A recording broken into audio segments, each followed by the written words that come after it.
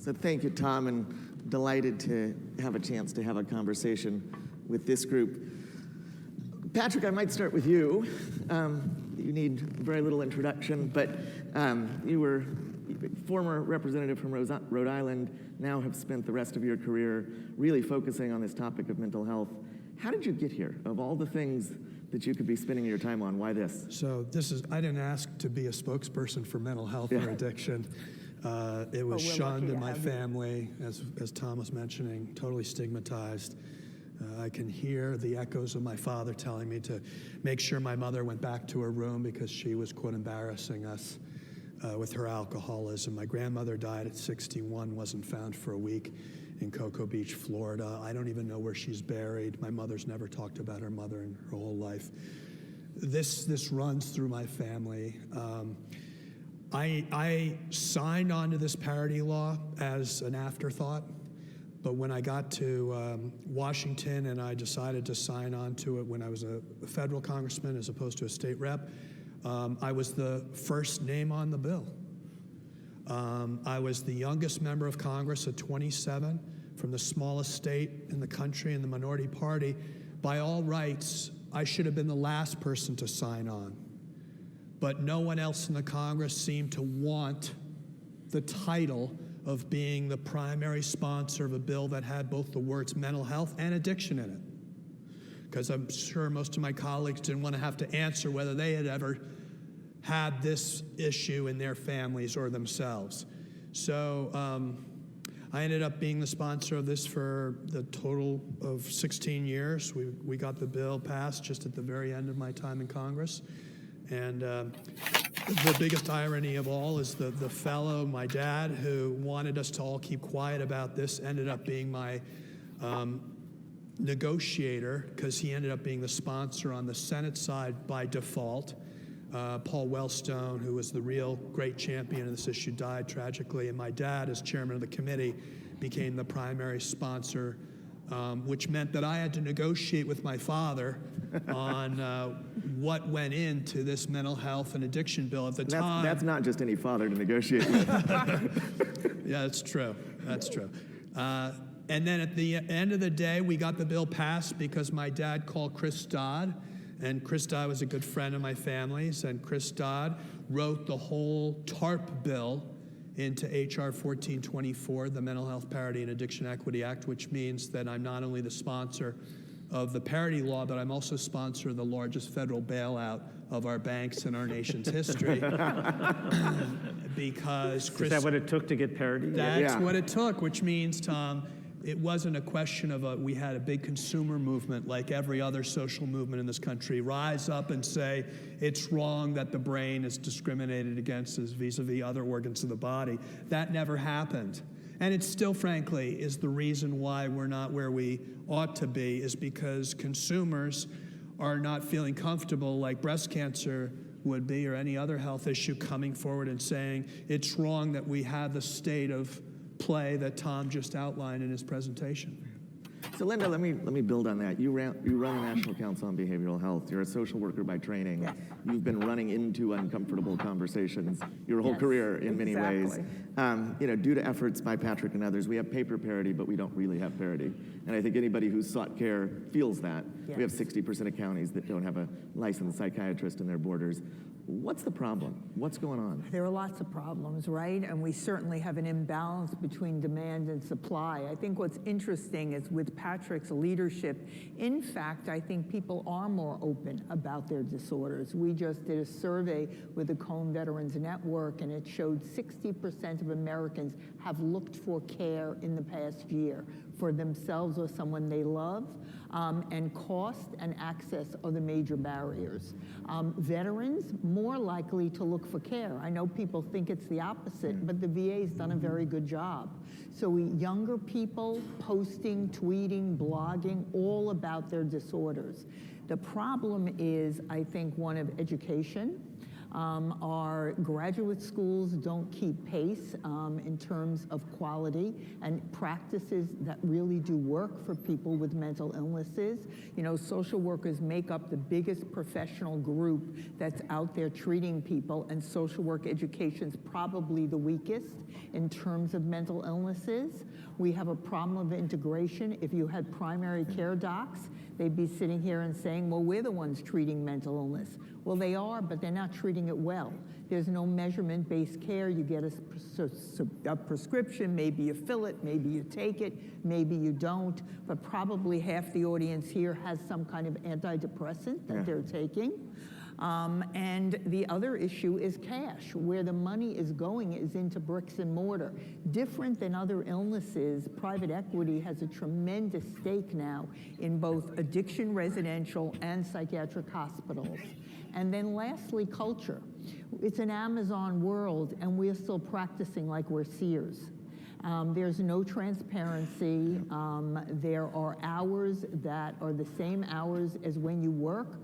I order Amazon at midnight. I want to be able to talk to someone and see someone like I can in urgent care clinic. Those are all issues and more. Yeah. So Tom, let's play with that a little bit, because in many ways in mental health, one of the challenges is not only do we not have sufficient supply, we may never with the models that we have.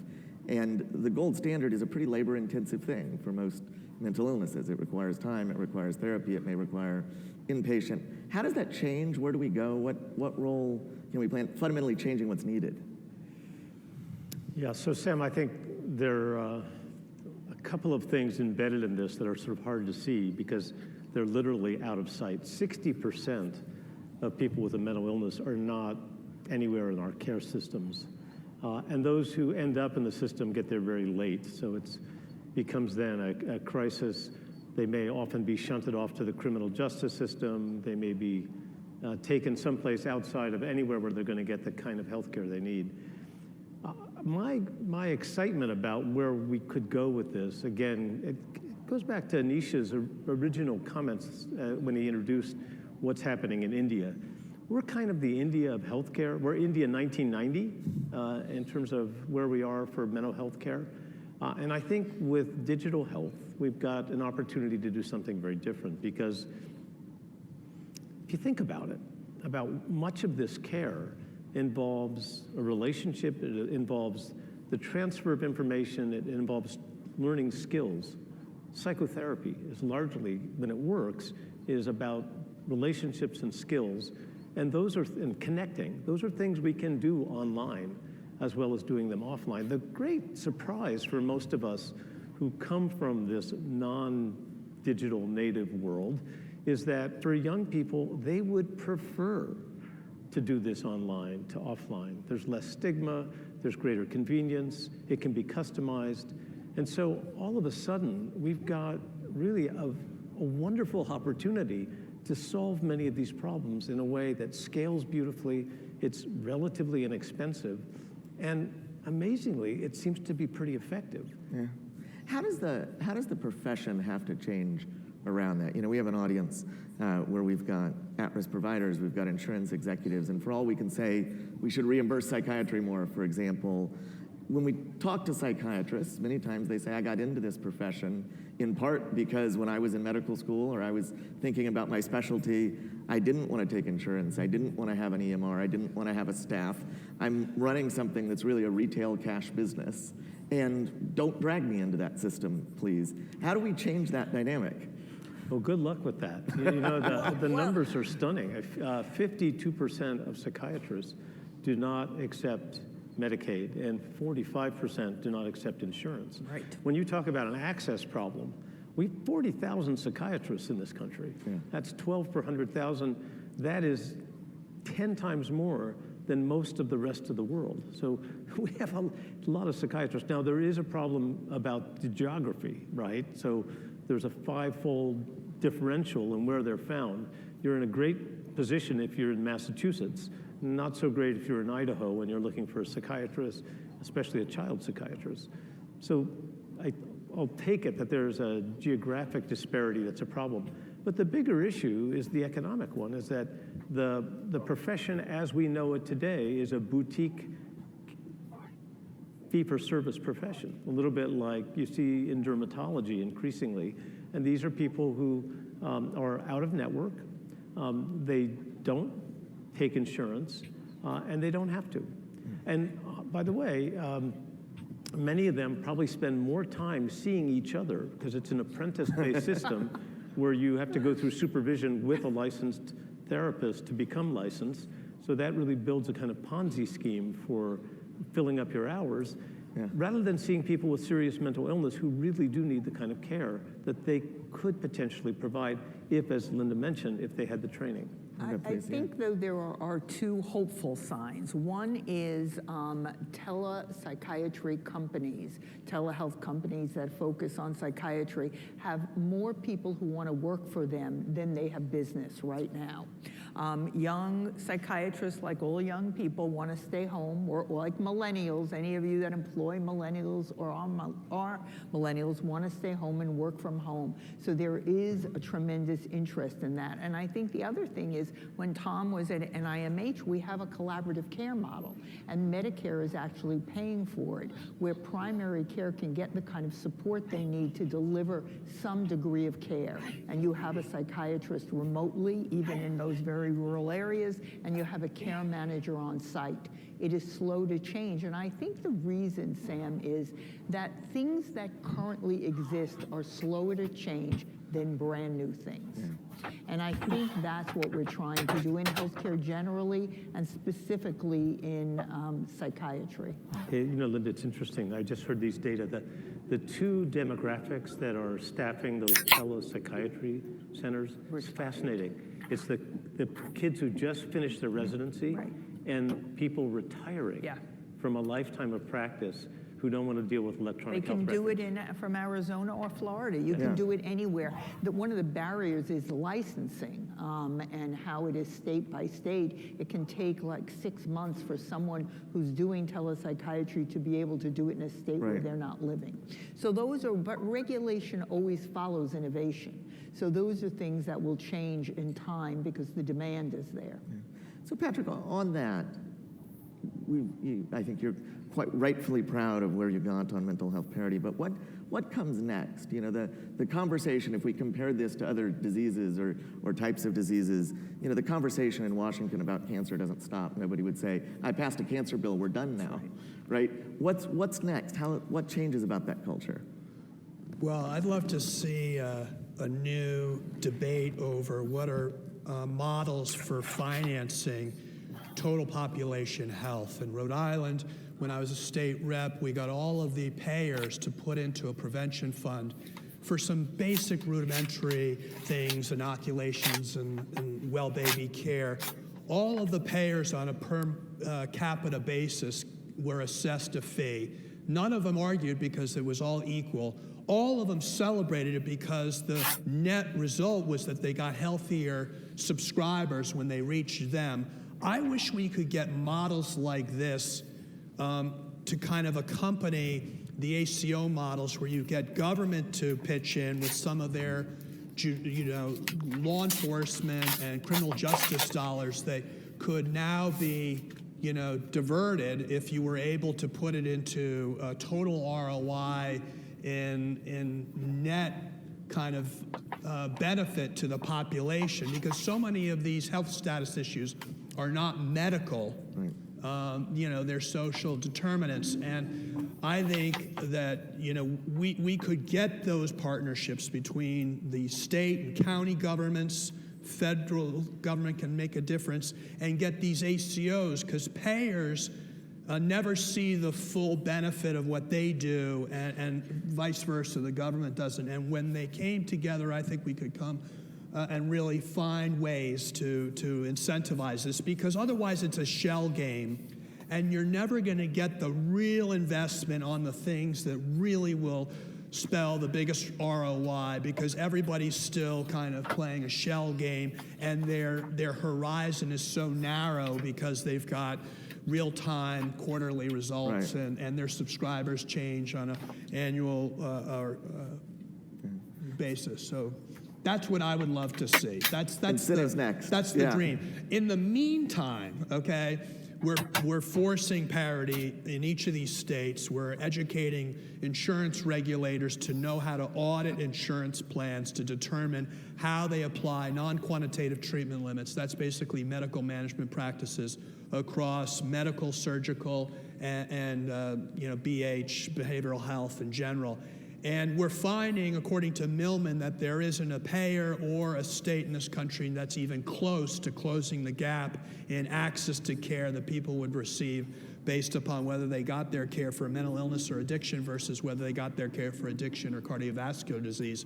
So first thing we need to do is put some teeth behind the law, and we need to put some public pressure behind the law and make it such that insurance companies have to build out access. They're just not paying for it.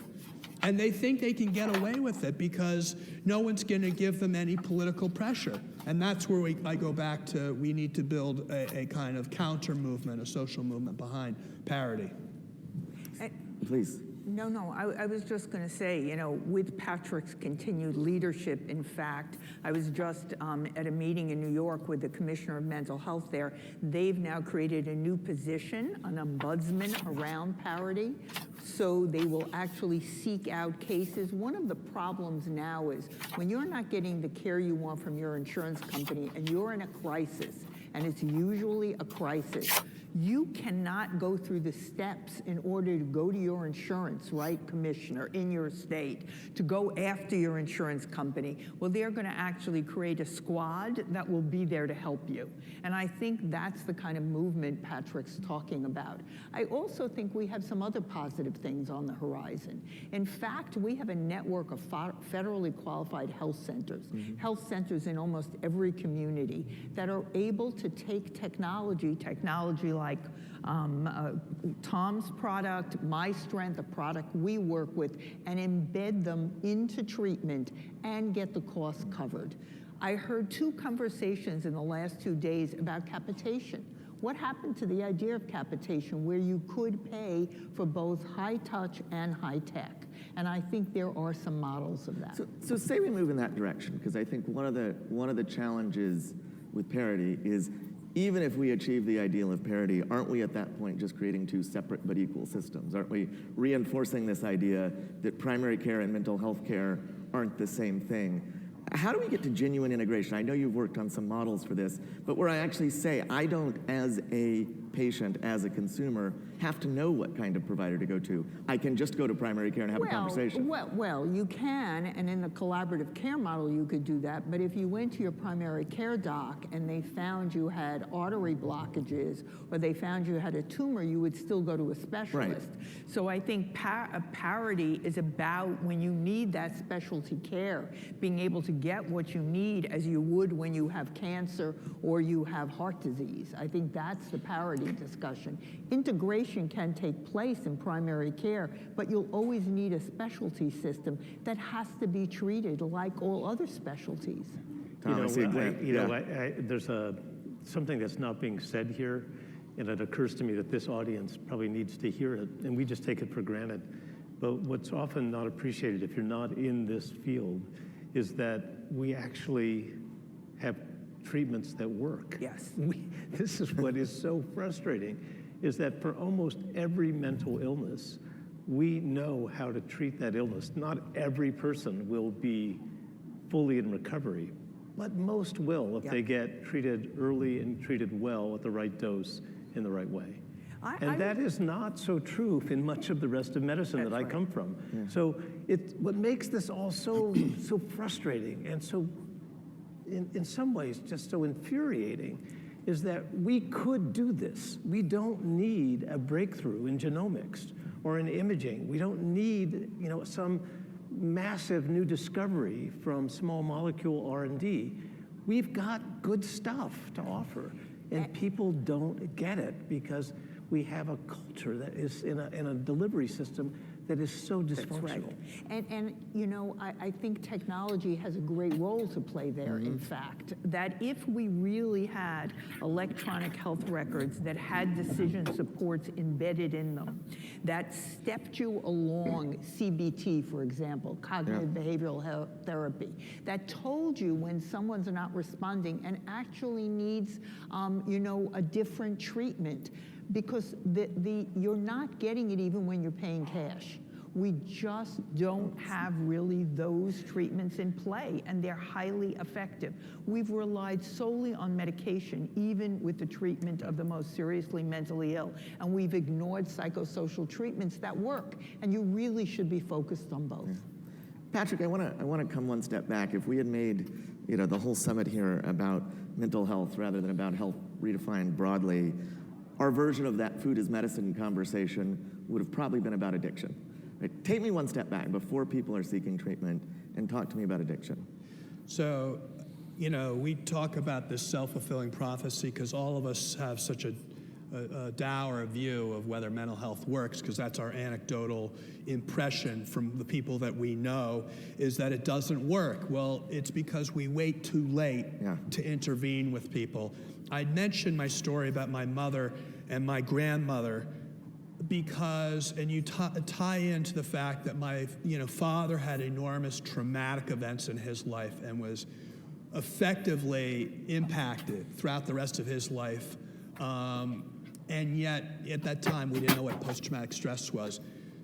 The fact is that we need to intervene when we know. It's like a biomarker.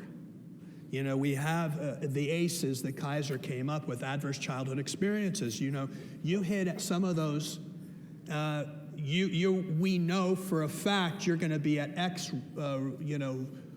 risk. And why we wouldn't target interventions earlier for those that are highest risk. So my wife's a public school teacher. Her kids, she knows which kids are in trouble, but she can't put her finger on it.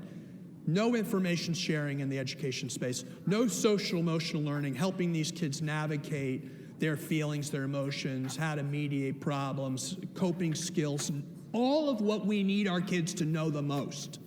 We don't do in education and social emotional learning. But if we started early, to Tom's point, these are illnesses that affect kids and young people, we could really avert a whole bow wave of disability down the line. We don't have to wait for these things to pathologize like we do with schizophrenia, where we know we could intervene. First episode of schizophrenia, and yet our medical system lets people unravel over many psychotic episodes before they ultimately get in care.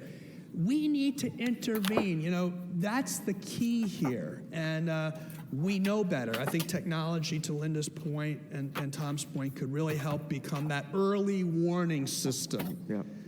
That we really don't have right now in our medical system. That's our interest in using the smartphone, which is kind of where we all live now. I don't know that it's the perfect metaphor for the continuous glucose monitor, but it's not far off. It is getting those signals that tell us when people are depressed, when they're anxious, when they're going to develop PTSD, when they're going to become psychotic, all of those issues. I mean, we're on this phone, this tiny computer that is grabbing information about us and how our brain is working day and night. Patrick, one of those signals from the conversations we've had earlier is early drug use. We know that. A lot of things happened last night, but Michigan and Missouri legalized marijuana. Utah got closer to medical marijuana, which I think some people thought would never happen. What does that mean for mental health? So I was out, carrying my crusade on parity and how we need to cover mental health and addiction. And I found that I was getting really great audiences of the people that supported, my position. And then when I was about to get up to speak, they said, but don't talk about marijuana. That's why I asked. Because the fact is, I'm one of the few prominent Democrats that is diametrically opposed to this legalization march that I am for addressing the fact that addiction has been criminalized, and I think there are a number of tools that we can address there. I'm also for addressing the racial bias in our criminal justice system, which, by the way, is something completely different than this legalization issue, because more African Americans are getting arrested today in Colorado than got arrested prior to legalization. So that's a moot topic. But I think it's shocking to me that the big payers, the chambers of commerce and the like, have not stepped up on this issue to tamp this thing down, because it's the new big tobacco. My friends in this audience, it's the new big tobacco. You add this with e-cigarettes, you have elixirs. I mean, I used to love my Aunt Ethel had this Fanta Grape Aid refrigerator when I was growing up. My cousins and I would grab the orange Fanta and the grape. You can grab the orange and grape Fanta with THC in it now. They're called elixirs. In my heyday as a drug addict, I would take the Red Bull and, Absolute and Grey Goose and the whole thing. Now I could choose an array of elixirs to go with it. That's the way we're moving. This is not an opioid crisis. This is an addiction crisis. It's a poly-drug use crisis. We still call it an opioid crisis, but it's much bigger than that. So all I would say is we're priming the brain to be addicted. We have Apple, God bless the references to Apple, hacking our young kids' brains. Hacking our young kids' brains. They're going to be hijacked by technology. They're going to be emotionally bereft without tools to navigate their emotional lives. And they're going to feel the anxiety, which we know is being reported at record rates amongst our kids. And what are those kids going to do? They're going to do the thing that's the easiest. They're going to turn to the thing that makes them feel the best. And just like their parents' old liquor cabinet, like I hear in my 12-step meetings, you're going to start to hear people say, yes, and it was everywhere. They had the gummy bears with THC, they had the elixirs, they had the vaping. This thing is going to be so ubiquitous that we're going to have, and it's going to be marketed.